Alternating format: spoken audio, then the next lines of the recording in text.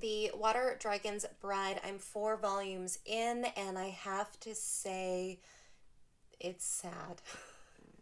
It's depressing, but I can't stop reading it, and I'm really worried about the ending, but I'm trying to keep an open mind. If you are thinking of getting volume 1 of this manga, if you come across it, pick it up, read it. It's beautiful. It's very beautifully written. The art is unique and gorgeous, and it's tragic. If you like a good tragedy, you'll like this. If you liked Romeo and Juliet, it's like picturesque and tragic, and there's something about those two things together. Something being really beautiful and tragic at the same time.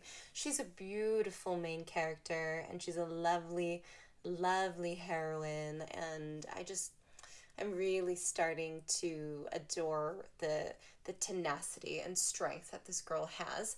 Little synopsis. And again, thank you, Dylan. A friend of mine recommended this to me, and I don't think I would have picked it up just from seeing it because, The Water Dragon's Bride. I haven't really read too much fantasy manga, and it's hard to know what's really going on in a manga just by its cover. You really do need to read some reviews and read some blogs and keep reading blogs on what manga people are reading and what genres you like, and to try new genres as well. So it's a little bit of a new genre. There is romance, which is like what I'm into, but there is a lot of fantasy in it. And there's also this subdued, like, um, concept around learning compassion. And there's this water dragon god, and he's kind of this brat, like up nose, like cocky, super wise, but just like doesn't see the point in a lot of um, things around love and compassion and human connection because he hasn't spent any time around humans, and he's just observed them as, you know, as a god, and he has very strong judgments and opinions. He's almost kind of, he's like a little bit narcissist. It's like he could be narcissistic, but he's not. He's not like directly abusive, but he is. I don't know. I don't want to give too much away. At first, I thought that I not that I didn't like him. He's almost innocent to a degree as well. Like he does some things that you think are really evil, but he looks rather young. She's quite young. She's like, under 10, and he looks like he's like a teenager. And so this boy's another character in the story who's trying to protect her and keep her protected. And basically, sorry, went on a whole tangent there. She gets taken away from her life, from her family, from her mom, from her dad as a little girl to this faraway place. She has no idea where she is.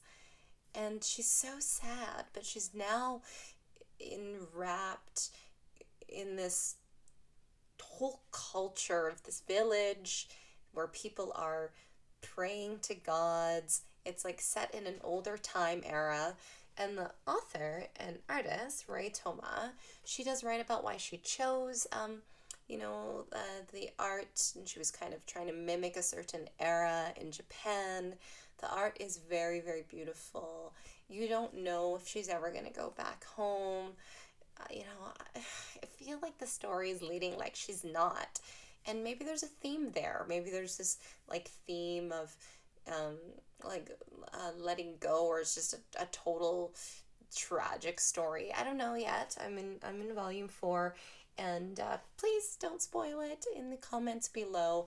But I really, really highly recommend this manga as well. I think it's a great story, and it's a total page turner because you just don't know what's going to happen next.